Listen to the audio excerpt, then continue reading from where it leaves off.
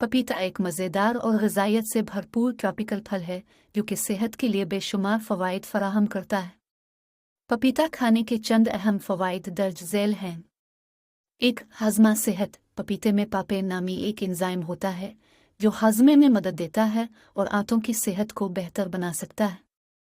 2. मुदाफ़ती निज़ाम को फ़रोग़। पपीता vitamin C का एक बेहतरीन ज़रिया है जो मुदाफ़ती निज़ाम को बढ़ाने और बीमारियों से बचाने में मदद फराहम करता है।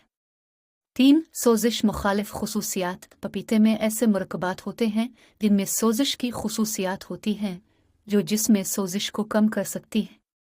4. दिल की सेहत बेहतर होती है।